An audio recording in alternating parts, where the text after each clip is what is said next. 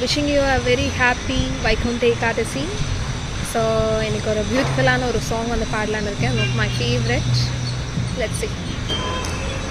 वेङ्कटाचलनिलयं वैकुण्ठपुरवासं पङ्कजनेत्रं परमपवित्रं